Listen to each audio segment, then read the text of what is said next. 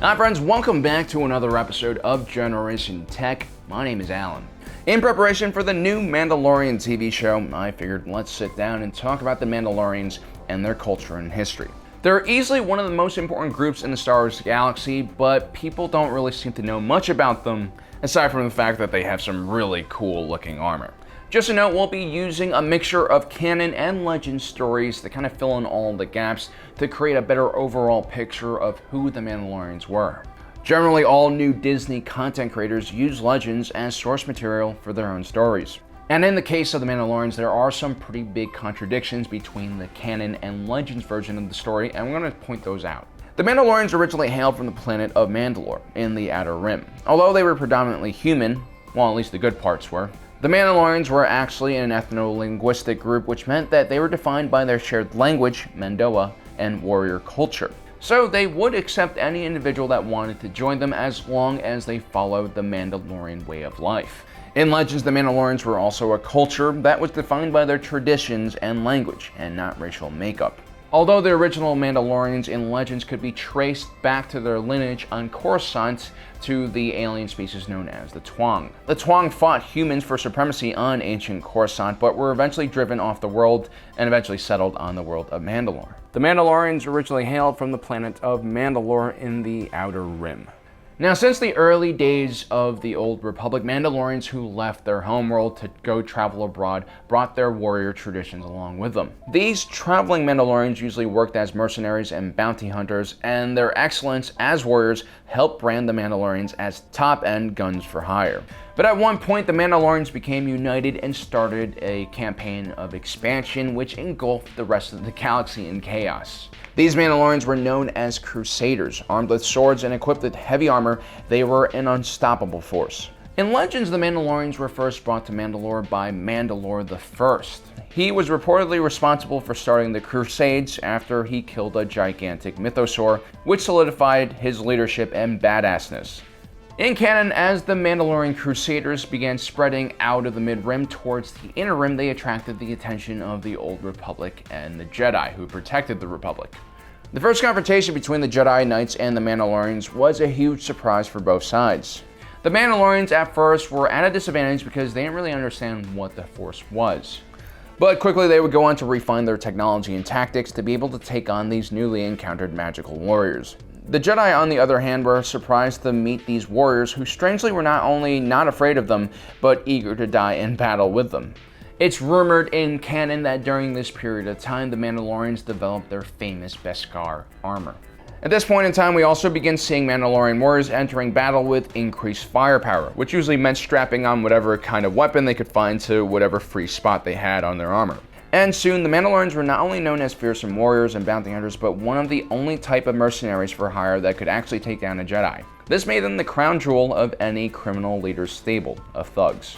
In Legends, it was a little bit different. The Mandalorians had been developing their armor and gadgets since the beginning of the Old Republic. It wasn't really until 4,000 years BBY in Legends when the Mandalorians were tricked into attacking the Old Republic by the Sith. That's also when the Mandalorians and Jedi fought their first war. This was known as the legendary Mandalorian War. Initially, the Mandalorians attacked the outer edge of the Republic and quickly overwhelmed several worlds and the Republic forces stationed there. The Jedi were hesitant to join in the conflict, and it wasn't until a young Jedi named Revan broke off with the Council that a group of Jedi Knights would join the Republic in their war against the Mandalorians. This would start turning the war in the Republic's favor. Eventually, Revan unleashed a devastating superweapon against the Mandalorians and killed their Mandalore. This shattered the spirit of the Mandalorian people and caused their society to fracture into many different tribes. Now, this is where the Mandalorians' hatred for the Jedi is rooted in. Back to canon, ultimately these wars between the Mandalorians and the Jedi would eventually lead to one final epic battle on Mandalore, which would create a cataclysmic event that would wipe out most of the life on the planet. No one really knows what happens, but it clearly was one of the most tragic events in Mandalorian history. It ultimately would end the war between the Jedi and the Mandalorians that survived were forced to live in sealed domes on the surface of their broken world. In Legends, this event is known as the Mandalorian Excision, and it happened around 700 years before the Battle of Yavin. This was only a few hundred years after the Jedi and Republic had demilitarized thanks to the Ruusan Reformation. Mandalorian space at the time was one of the few places in the galaxy that was still heavily militarized, and it was clearly going against the trend of demilitarization in the rest of the galaxy. The Jedi Order saw the Mandalorians and their warrior ways as incompatible with their views on the Force and the rest of the galaxy. So they organized a huge preemptive strike on the Mandalorians using a coalition of planetary security forces and judicial forces. The ensuing siege on Mandalore caused permanent damage to the surface of the planet and turned much of Mandalore into barren deserts. Although Republic forces suffered massive casualties, they were eventually able to defeat the Mandalorians, disarm them, and then appoint a provisional government. The fact that the Jedi Order were behind this attack further cemented the Mandalorians' hatred for the Jedi Order. Although it should be noted in canon, not all Mandalorians hated the Jedi. At one point in time, a Force-sensitive Mandalorian from House Vizsla did join the Jedi Order, and then eventually he returned to Mandalore and took on the role of being the ruler of the planet. The Mandalorian Jedi would leave behind a very unique lightsaber known as the Darksaber, which would become a symbol of Mandalorian leadership. In Legends, the symbol of leadership was the helmet of Mandalore. Whoever wore this helm could unite all of the houses of Mandalore. Decades before the Clone Wars started, a civil war erupted on Mandalore between the Old Guard, which were more traditional Mandalorians, and the new Mandalorians, who were headed by Satine Kryze.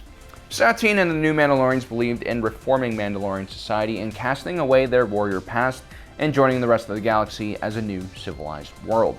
The Jedi at one point in time sent Qui-Gon Jinn and Obi-Wan Kenobi to protect Satine Kryze and support her faction.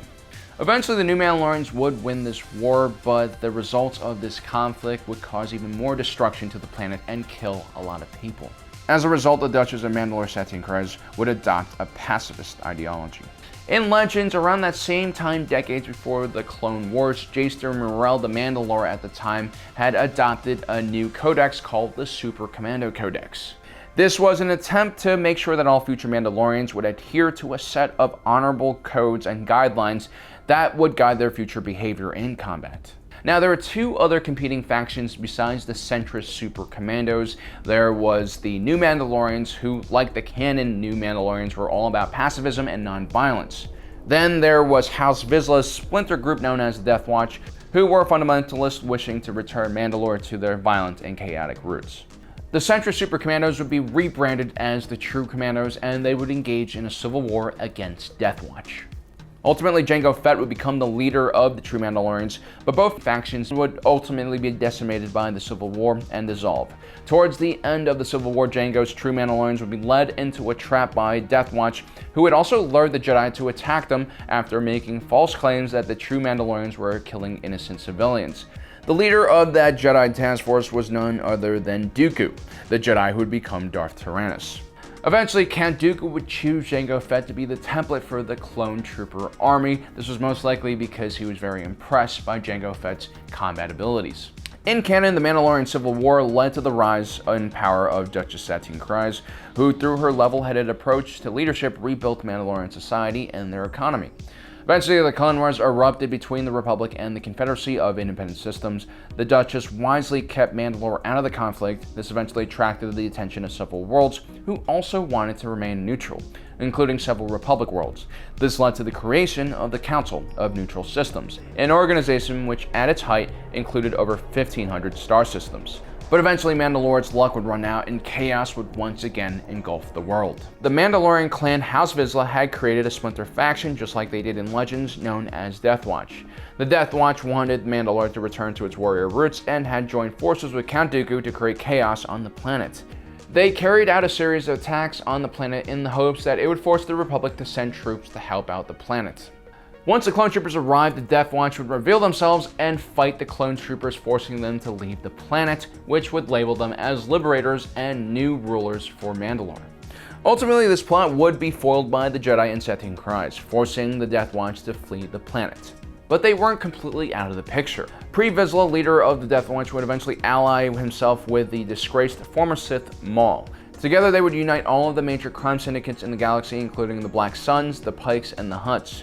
Using this massive army of criminals, the Death Watch and Maul launched a false flag attack on Mandalore. As the criminal collective was on the verge of taking over the planet, the Death Watch arrived as saviors of the Mandalorian people, and for a short time, Pre Vizsla became ruler of Mandalore. Although that was short-lived because Maul would take Pre Vizsla's head and the throne. Although towards the end of the Clone Wars, the Republic would return and lay siege on Maul's forces. We'll probably see this in action in the last season of the Clone Wars cartoon, which will arrive later this year.